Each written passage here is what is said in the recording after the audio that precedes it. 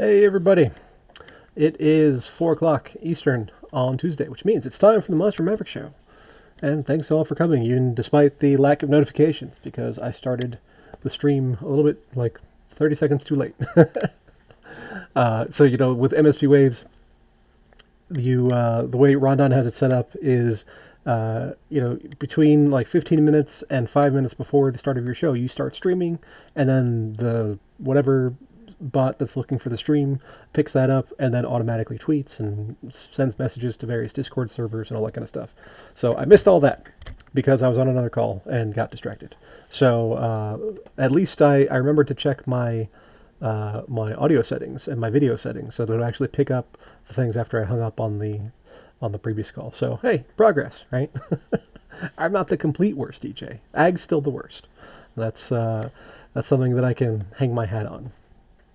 But it has been another week. It has been an eventful week, and we're going to talk about some of that stuff that's going on. So we got a few people trickling in. We got Anarchist, we got Addicted, we got Inertia, we got Juno Kyo, which, welcome. I don't think we've seen you before. Kazrak, Paco Limited, Rondon, Randolph, welcome all. So, usual stuff to start the show. I was talking with Gerber this past week, and we have... I'm a good number two. Number two worst. As long as I'm number two, not number one worst, then I'm good. It's all about where you are relative to everything else. Nothing is absolute. I actually made that point on Twitter a few days ago. Someone was talking about poverty and whatever. I was like, yeah, it doesn't matter. Because even though the poor people of today, at least in industrialized countries, they have air conditioning, they have refrigerators, they have cars, they have TVs, and all that kind of stuff. On an absolute level, they're doing fine.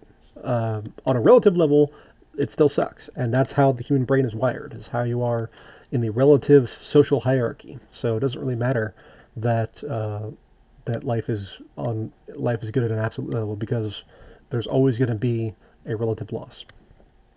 But as long as I'm relatively winning compared to aggro, then I'm good. But yeah, so I was talking to Gerber this past week in our Deck 101. We've got some private administrative rooms.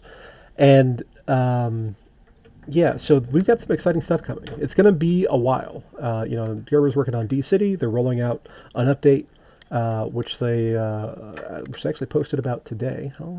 Let's talk about that for a second. So let's copy this and go there. So this is a post they put out 2 hours ago, and so it's fun little tweaks that have been added where you can customize the way your city looks a lot more. In fact, I'll even share with you something that I haven't really published yet. I made a video about this new feature, and you can check it out here. It's not listed. It's I just made a quick walkthrough of how that all works with the new Edit City mode. It's pretty fun. You can make your own little your own city. You can make it all casinos or all weed dispensaries or all factories or all whatever you want, or mix and match. So it's a nice little upgrade for D-City. So check that out. If you're not playing D-City, you should. It's fun. And it doesn't take any time, which is for me, is one of the greatest things about D-City. I'm currently sitting on 145,000 sim. And how much is that worth? Let's go to Leodex. So, I remember when D-City first started, I put in 100 Hive or Steam or whatever it was then. And I've reinvested a lot of that, and I've thrown some more in over the year or so that it's been around. But I'm in the top 100 of cities. Let's see. We're still pretty close to par value, which is 0.005 Hive. And just keep it on your ranking, exactly. So where am I in my ranking? Let's go to the actual live site. Ranking. I think I'm still in the top 100. I haven't checked in a little while. Let's search. Neil McSpann. Oh, 106. Oh no. I gotta do something. I gotta reinvest. Let's see where Anarchist is. Oh, 178. Yeah, you need to work on that. But yeah, well, who's the other NR? Oh, we've got another one. Oh, you've got two cities. All right, 904.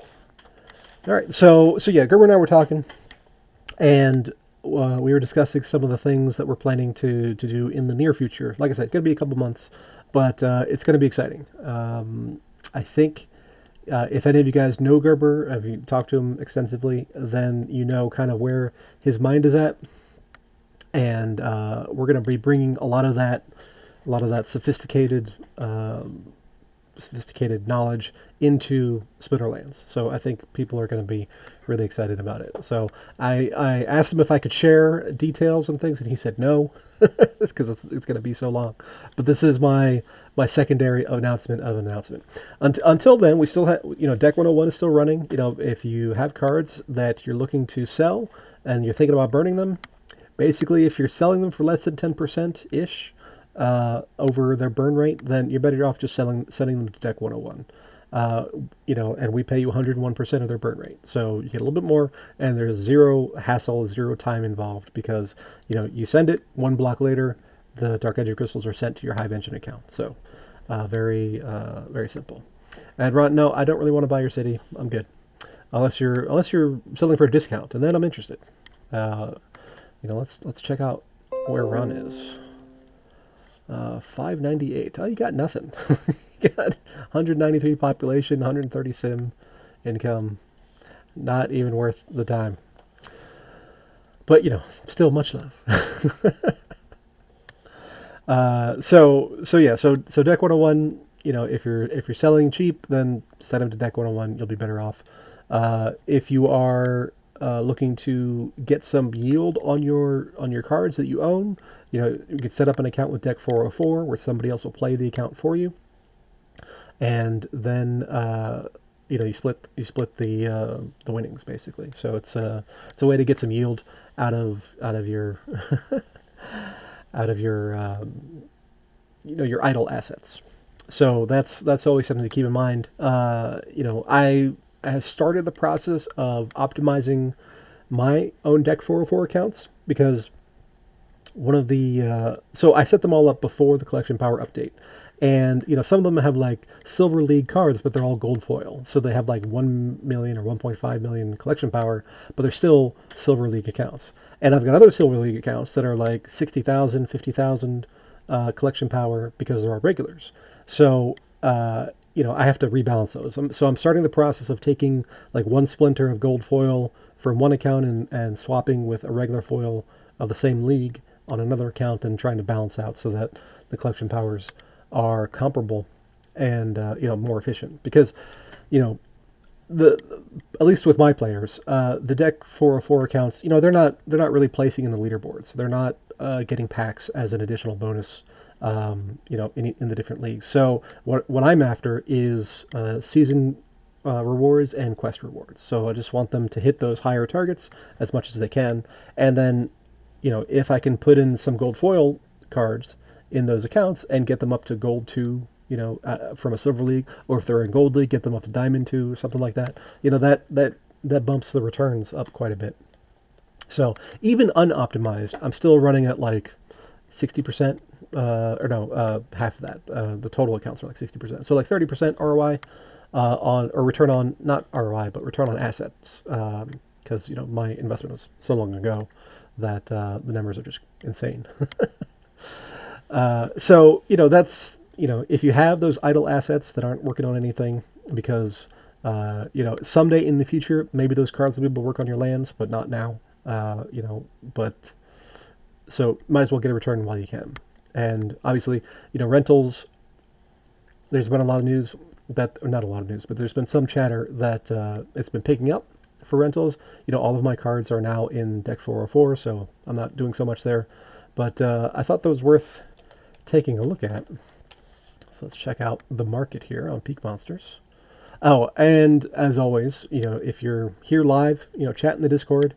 We're also connected with Theta. We're also connected with Vim. And then you can watch the live stream on mspwaves.com. So, or if you're watching the replay, you obviously see the replay or are listening to it on Spotify.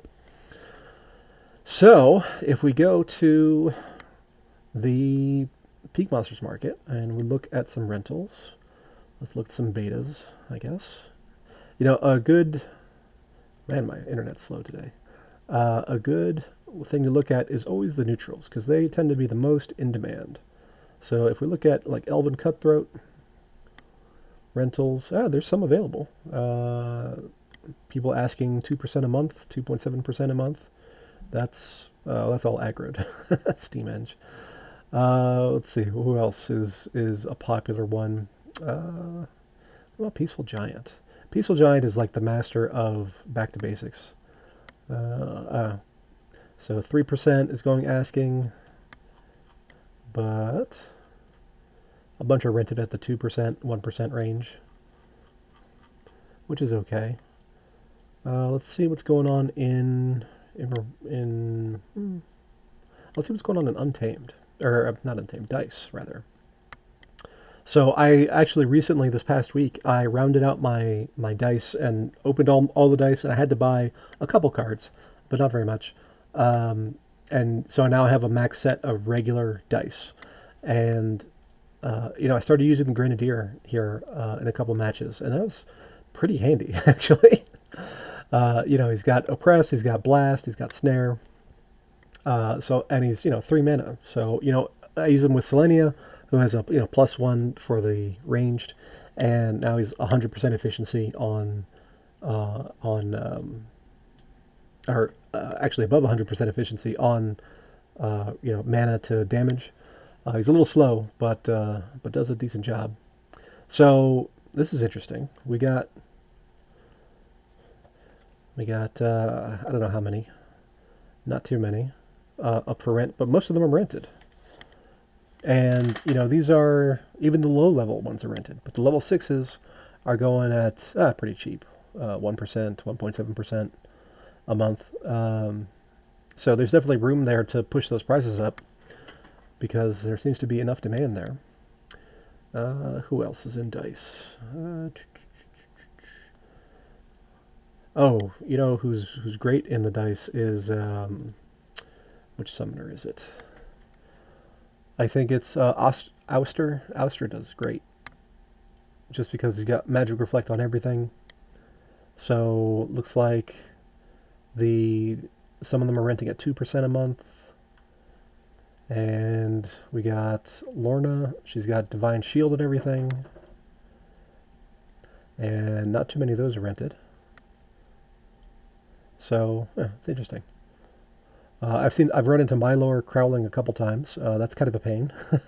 Getting thorns on everything. If it's a melee mayhem kind of match, that's pretty handy.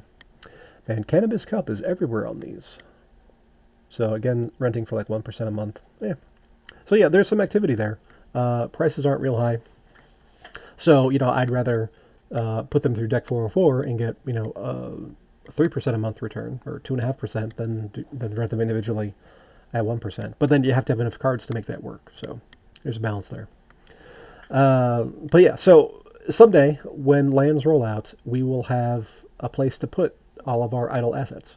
But, it's November 2020, November 17th, and I think, I'm really expecting Christmas 2021. That's my cautious timeline for lands to actually be rolled out. Beyond the pre-sales, beyond the incremental things of like, oh, you can see the map. But for actual full functionality, that's my expectation. They're saying 6 to 12 months. Aggroed and Yab and all that. But I don't know. Timelines are tricky, so I always want to be more conservative and be less disappointed. So I know people are going to be upset at when month 8 rolls in and there's still nothing. So you gotta set your mental expectations to the realistic numbers. They said 12 months, it'll be 14. Okay, but we got pre-sale number 2 is beginning in the phase. So let's visit the shop there. So yeah, it's a long time. It is a long time. So we are 10 days away from pre-sale number 2. And let's go ahead and check out the post. It's worth talking about. Official updates. Gold foil press. Pre-sale stage 2 details. All right. So if any of you have not read this, you should. It's worth talking about, or worth looking at. So we'd all know that the people who lost out on round 1 with the regions are guaranteed a spot in round 2. I am one of those. I have already put in for round 2, and you can see that in the screenshot, the guaranteed regions is 4. So I'm one of those 4. I think Byzantinist is one of those, and I think Crypto. I always get the cryptos confused. Crypto Reaper, Crypto Eater. It's not Cryptomancer, so I know it's not that one. But I think one of them is one of the 4, and I'm not sure who the 4th is. It might be Matt Clark. But yeah, so there were 23 of those. So I'm expecting a good chunk of those to be redeemed. Maybe 18, something like that. And then whatever the remainder is, up to the 30,000 plots level, will be up for lottery. So the way they're doing it is not quite the way I recommended. So obviously I think it's inferior. Crypto Reaper got 2 out of 2 last time. Okay, so it's not Crypto Reaper. And Biz hasn't put in his orders either. Okay. So they're doing a lottery system. You've got the list. All right. Let's hear it. So while you're doing that, I'll talk about the lottery here. So the 7,000 or more remaining plots will be made available to all players via a lottery system similar to the one used in the first pre-sale. The main difference being that this time lottery entries will be available for land purchases of any size, from a single plot up to a full region. There will still be a limit of 1 entry into the second land pre-sale lottery per account. All types of land purchases will be part of the same lottery drawing, and there will not be separate pools for plot, tract, or region purchases. And that's what I had suggested. As an example, assuming there are 7,000 plots available in total for the lottery, if the first entry chosen is for 2 tracts, then 200 plots will be subtracted from the total, leaving 6,800 available.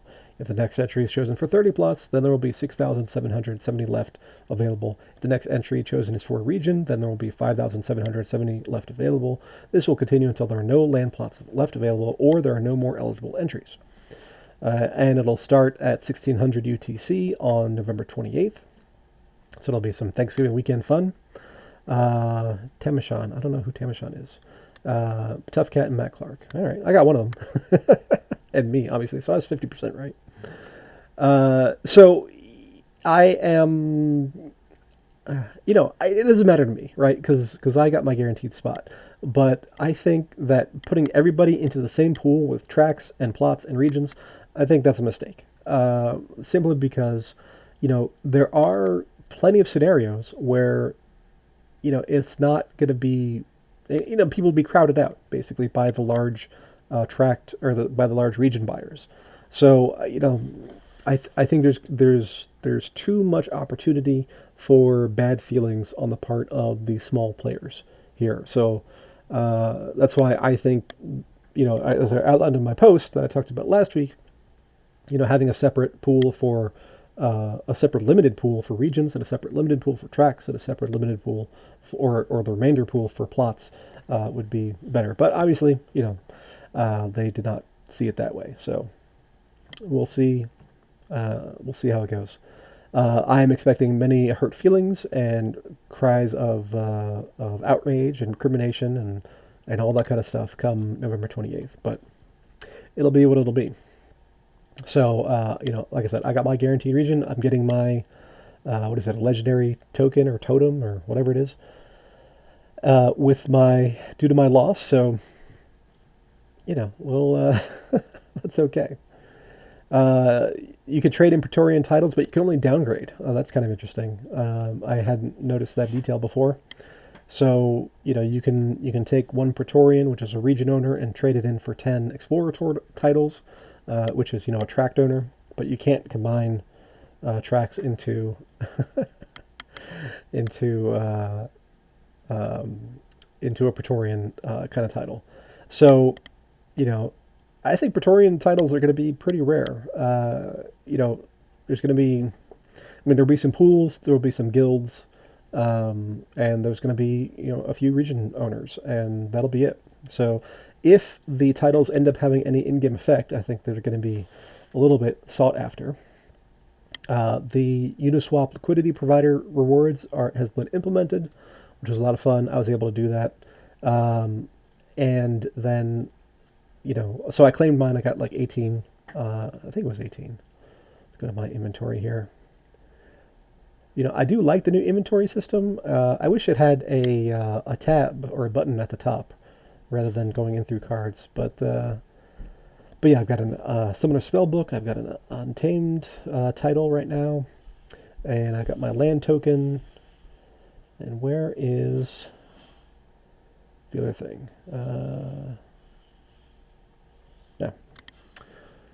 And Biz is saying, for smaller players who want plots, they can join my Middo pool. I'm committing both of my 2 guarantee regions, 2,000 plots worth, to smaller players at cost, which is $9 a plot, whereas buying normally this round is $12 a plot. Buying normally last round was $10.50 per plot. So yeah, that's very mighty kind of you, Biz, to get that done. But even so, there's going to be hurt feelings because there's plenty of players who are not on Peak D. They're not on any of the Hive blogging sites. They're not on Discord, and then they come on Discord when they get upset. So there's always going to be those lone wolf people. And if you come into the site, as a new player, I don't know how much you would actually see as far as there's this community thing here, which does what? Where did it go? Did it go anywhere? Did it rumble? Learn more. Next event. Yeah, so that doesn't even work. Oh, here we go. Discord. Yeah, so it's not really front and center to the game experience that the community is such an important piece. So I think there's a lot of people who just don't know. There's the little guilds thing, but that's not terribly noticeable unless you are pointed to it, because you can play tournaments all by yourself. You can battle in ranked all by yourself. So I think there should be some kind of more emphasis on the community stuff rather than just this one thing here. But it'll be what it'll be. So there is definitely an advantage to being hooked into the community. So speaking of Peak D, though, I saw that Iceria had some new music out for Splinterlands this week. Let's see if I can actually find it. Here we go. Lakes of Asmarie. So let's see what this sounds like.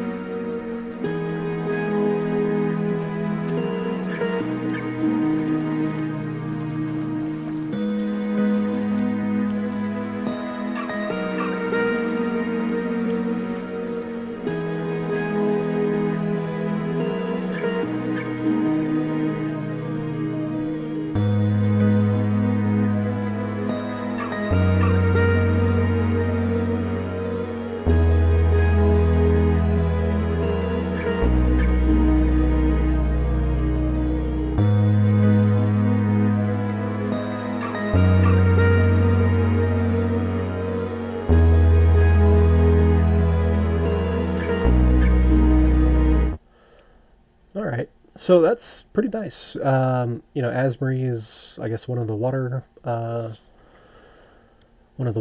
areas, and it sounds to me like that's going to be some kind of not dungeon, but water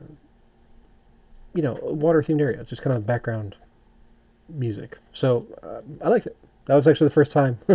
Normally I pre-screen these things, but I've done like no prep at all for today. So it's been fly by the seat of my pants kind of day. And I see we got Aggroed in here. Aggroed, one of our illustrious founders, just lurking in the background. Welcome. Paul has joined us. Yasik has joined us. Who else? Cyberblock, welcome. And yeah, so join in the live chat if you're listening to one of these recordings. It's more fun. Now, like I said at the beginning, I did screw up the timing of things. I was just too busy looking at this Bitcoin chart. It's so pretty. We're at 17,600. So it's just hard to look at anything else. And I will go ahead and take a look at my collection here. Not Deca 101.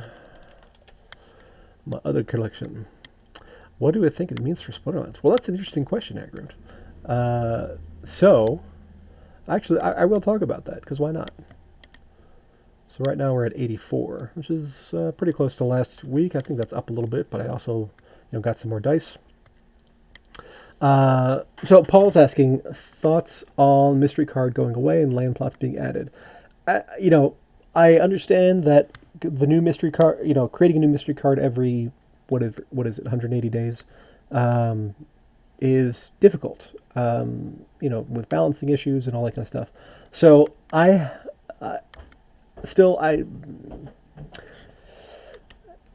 it's hard to say. It depends a lot on how it's actually implemented as far as the math goes. I haven't really followed it up that much as far as, how many plots are available in mysteries and how many, because, under the mystery card, you had one every other day. So if there were, 500 mystery potions active, that's 1,000 entries every 2 days. So your chances of winning were 1 out of 1,000.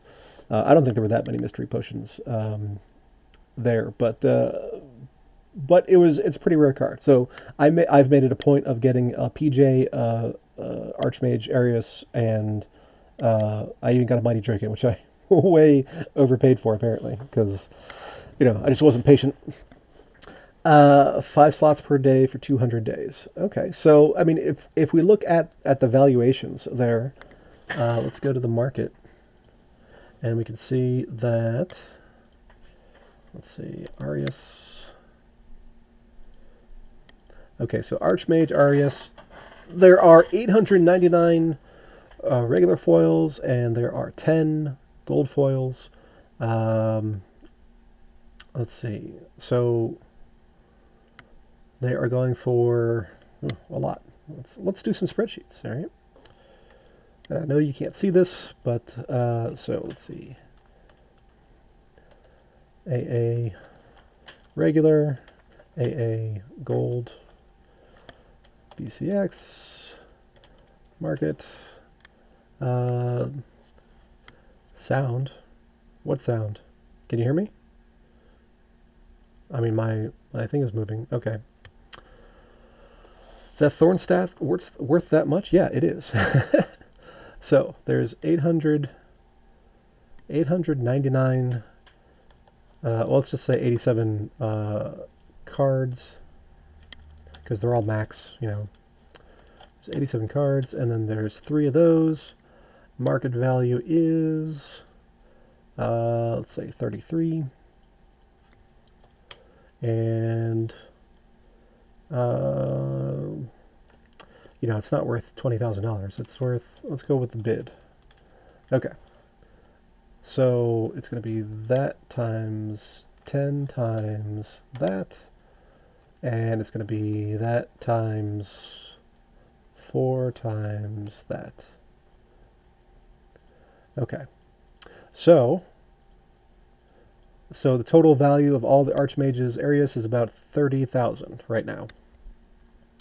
And then, what are we looking at here, Gerber? Level 4 of what? Oh, level 4 Archmage. Buy my Archmage, okay. Okay, so then we got PJs. PJ Gold.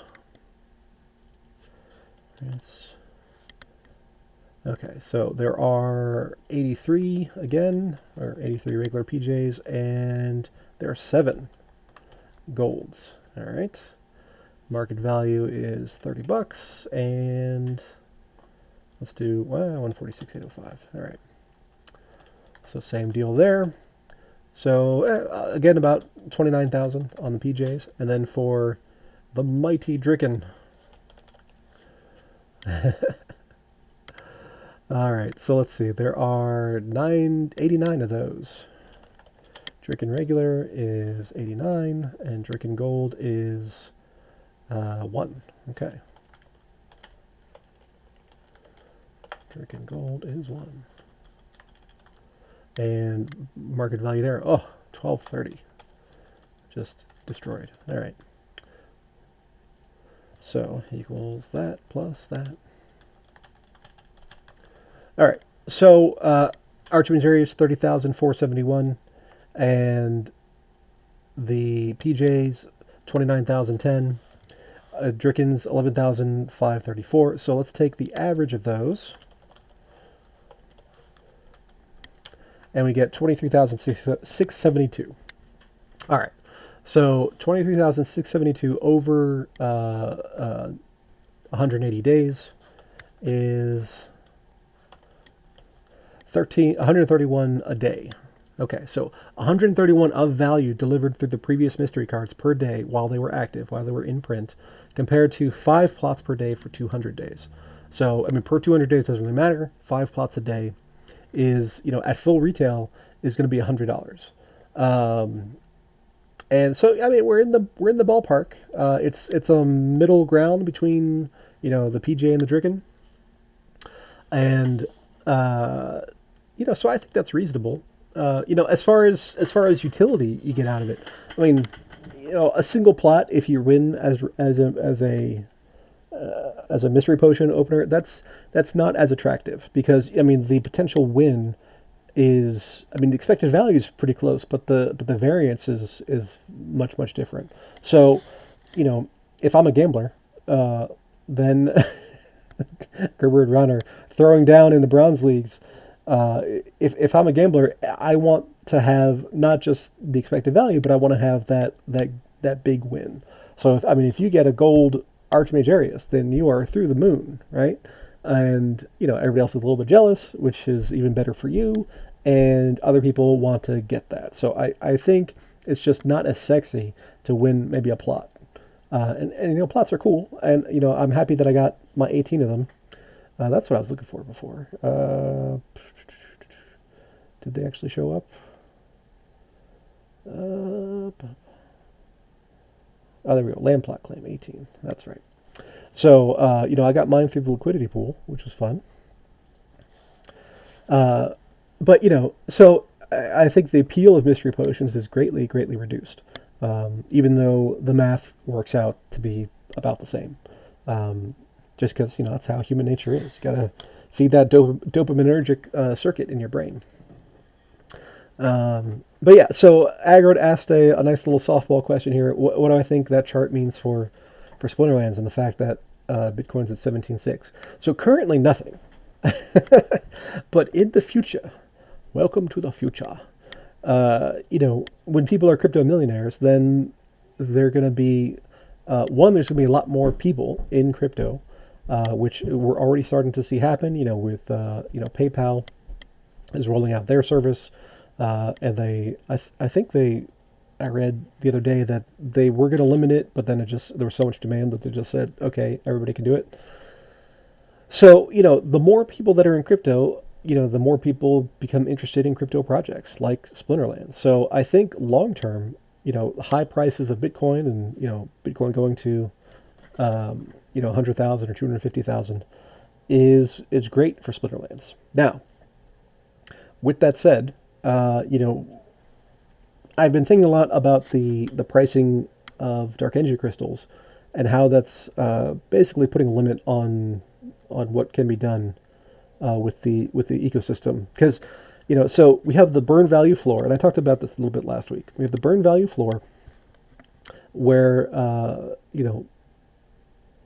the card is worth however many Dark Energy crystals, and we know that the game redeems Dark Energy crystals for packs and things at a 1,000 to 1 ratio.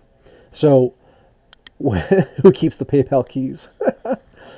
uh, so that basically for the current edition, effectively the maximum price of Dark Energy crystals could be is about 4 to 1, and once it goes above that, the arbitrage becomes available so that you could buy packs with credits and then burn them and then sell the Dark Energy crystals. So there's very little chance for the value of Dark Energy crystals to go above that.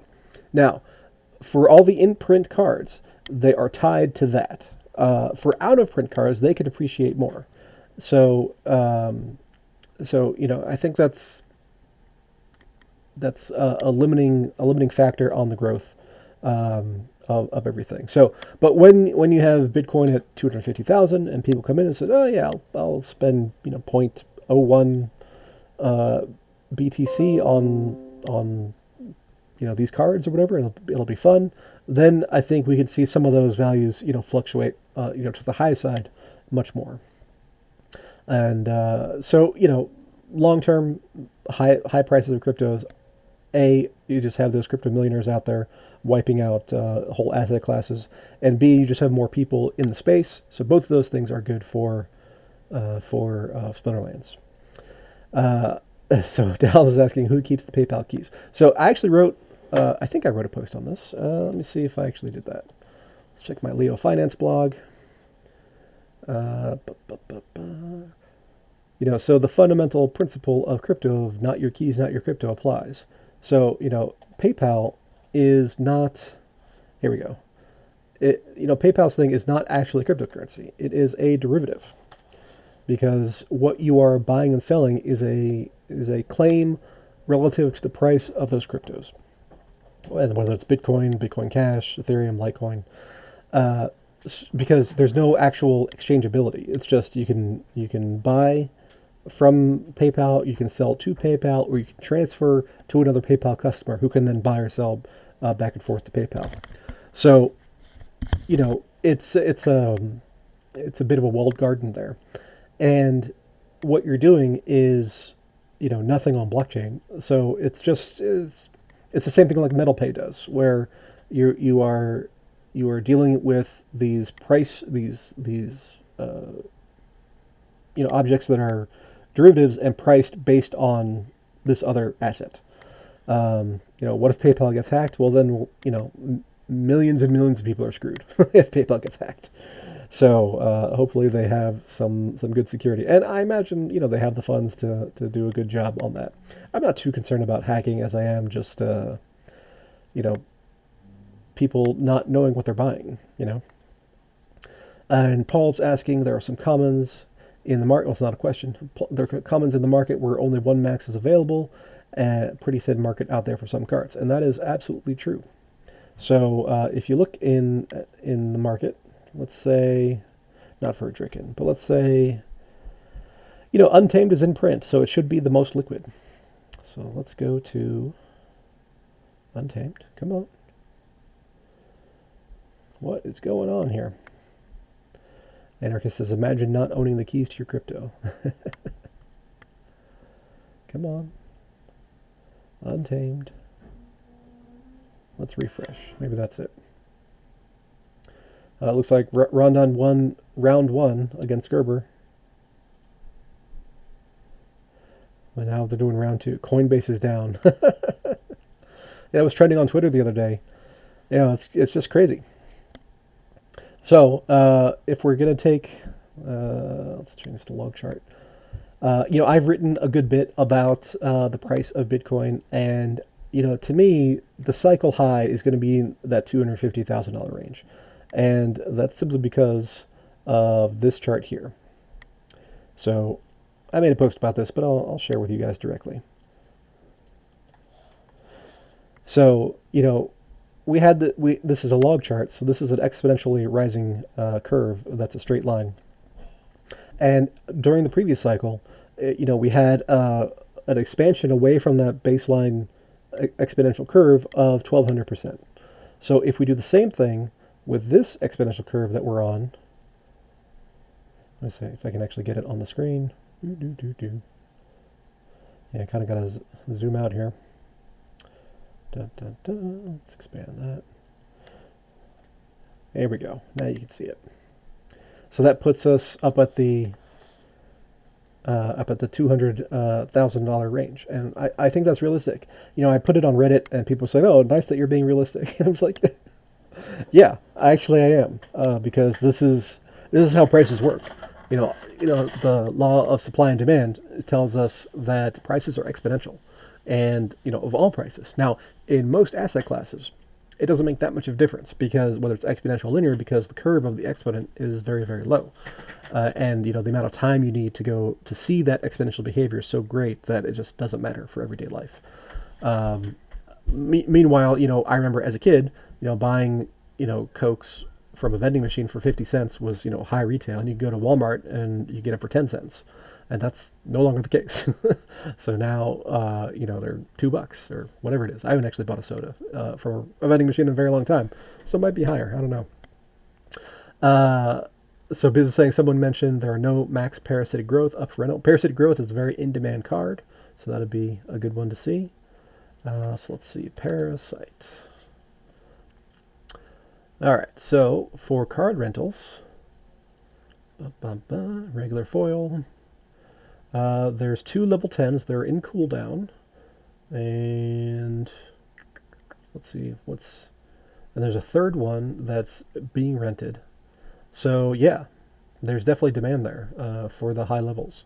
Clearly these people need to bump up their prices. PBJ 214 is getting 6% a month, and that's a nice premium.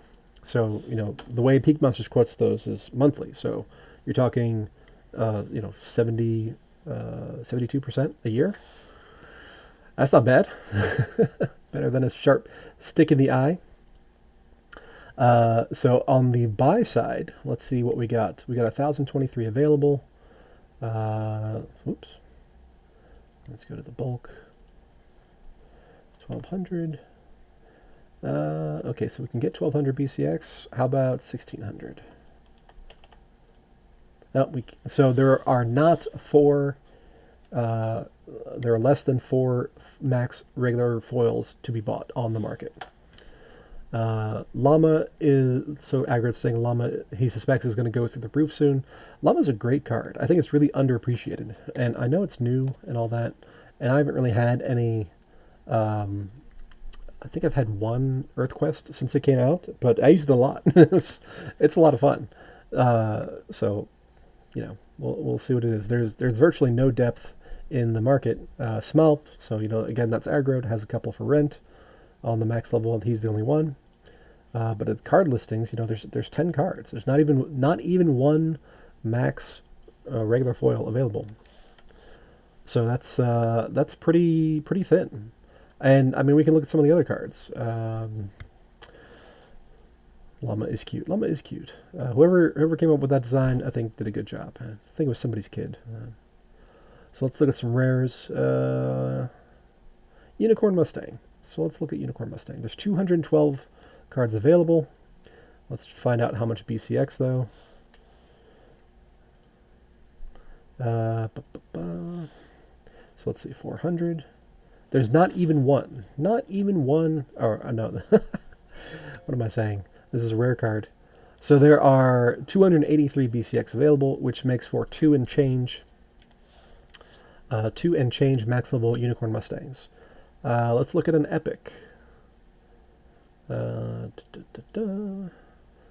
see. I use Warchain a lot. I don't see other people use it so much, but I think it's a great card. So we've got 59 cards available. I think it's trying to say anemic, which is not spelled that way, but whatever. So we need 46 for a max. So let's do 46. Okay, we can get 46. What about 92? We cannot get 92. There's barely more than 1 max level Warching available. So yeah, I mean, it's a very thin market. And so, if we get some of these, these Bitcoin whales who are new rich coming in and buying up some cards, the market is just gone. So, when that happens, if there's demand and no supply, prices have to rise. So that's a plus. But like I said, in an aggregate value, there's a cap on Untamed because of the way the dark energy crystal market works. So you have to keep an eye on that.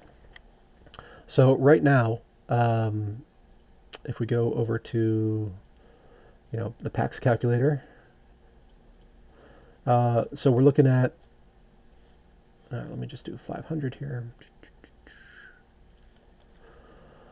So we're looking at $1.34 a pack of expected value with potions, and that's doing all right. We're nowhere near flippening at that point.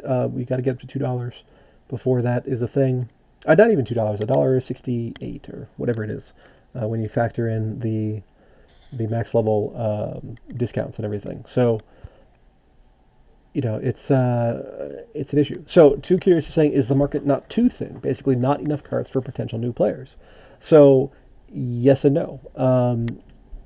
The card market is currently underpriced relative to packs.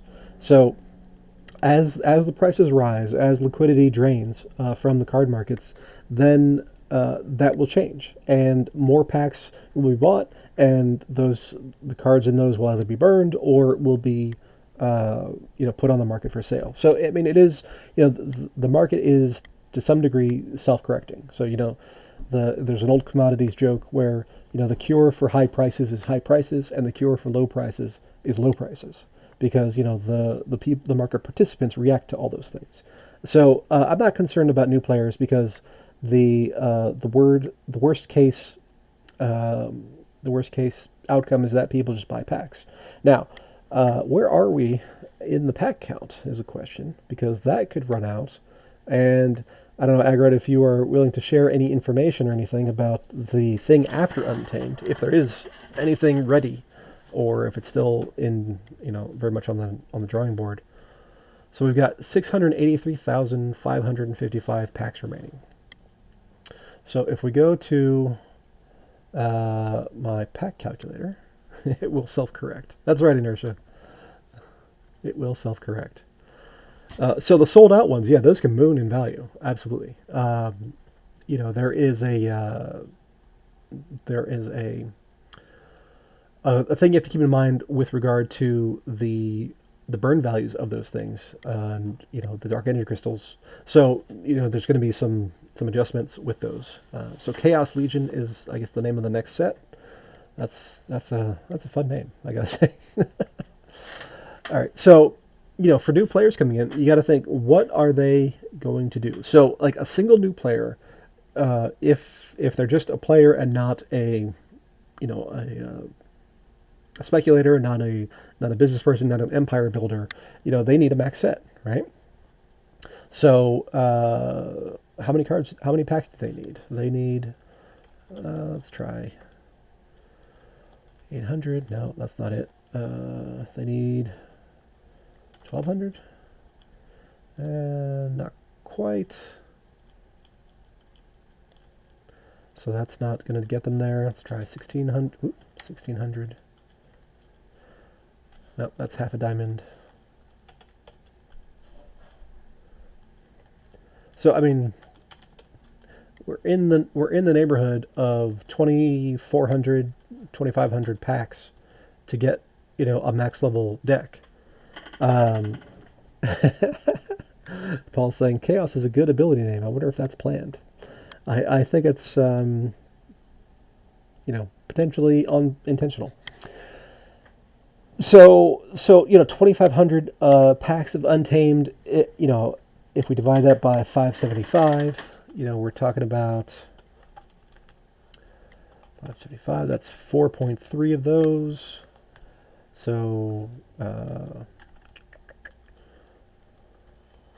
let's see, equals that times 575 plus that times 110 plus that.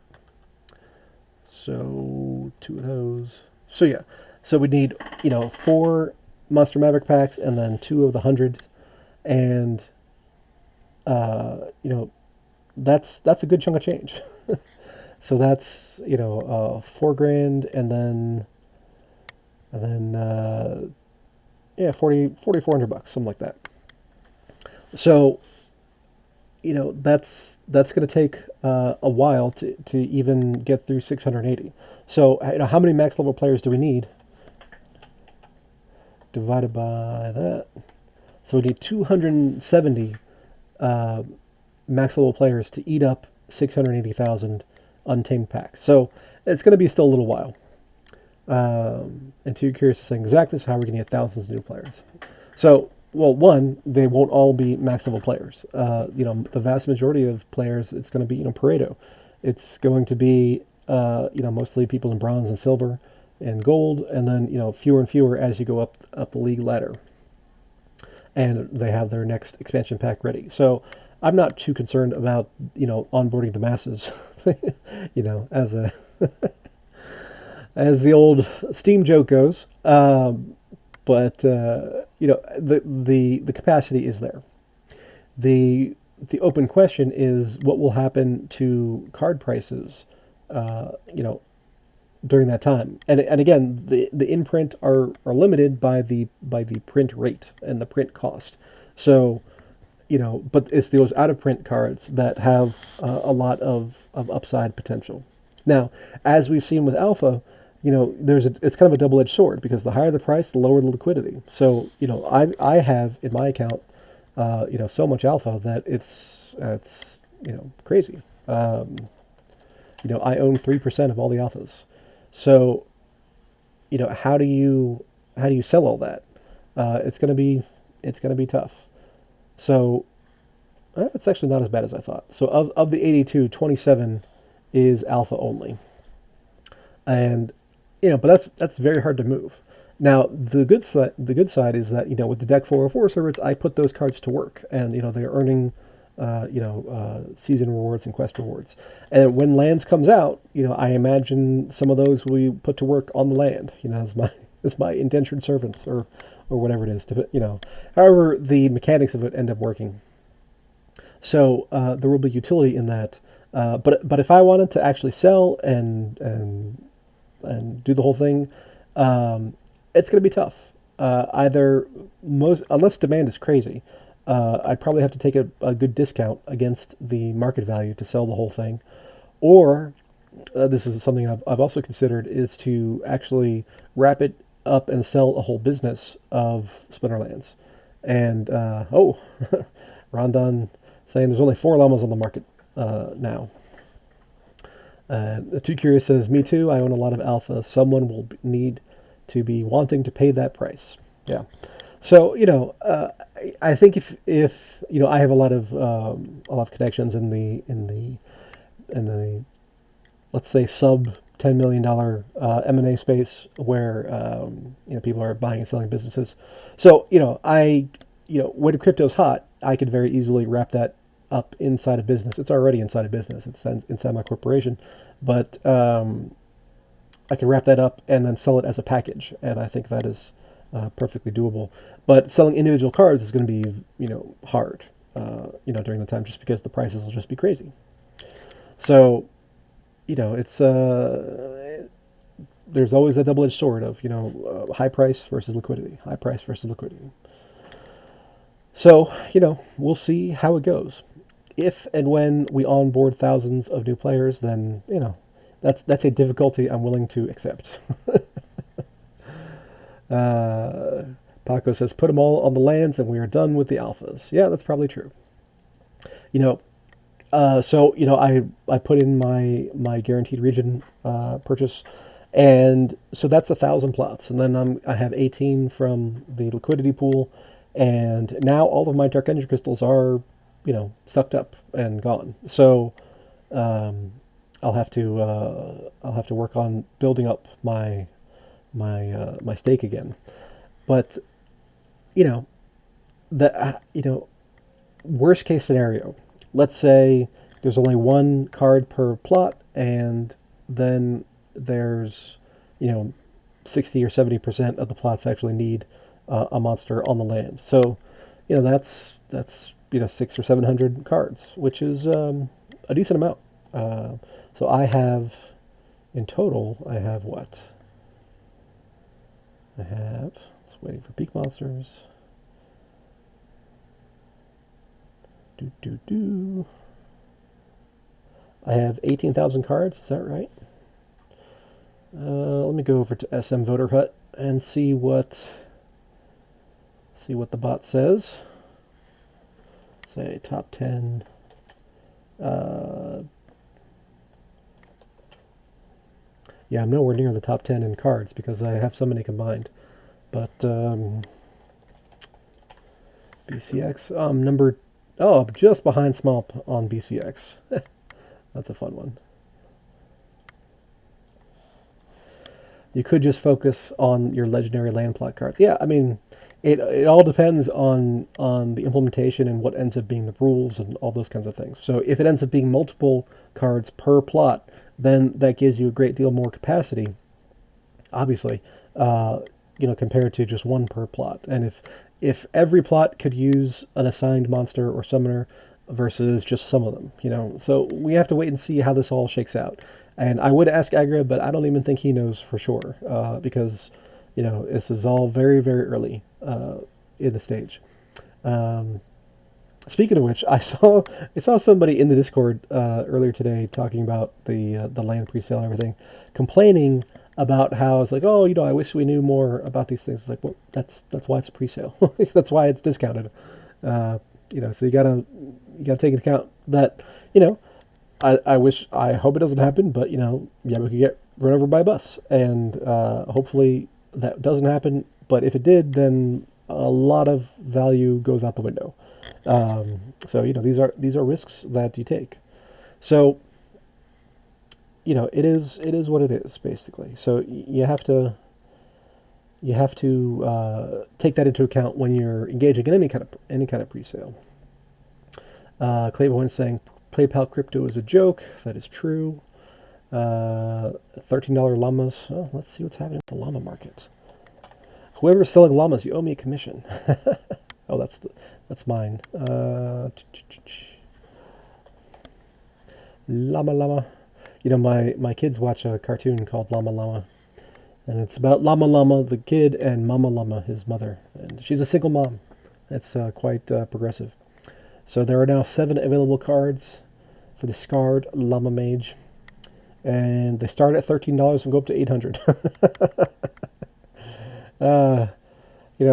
Sometimes people pay the crazy prices, so you can't fault the guy for listing it. But chances of that working out are slim. Anyway, it has been an hour, wouldn't you know? So I want to thank you all for coming. Normally, following me would be the Scaredy Cat Investor Show, but he's on hiatus because he's doing some investor stuff. But that's it for this week, and we'll see you next time.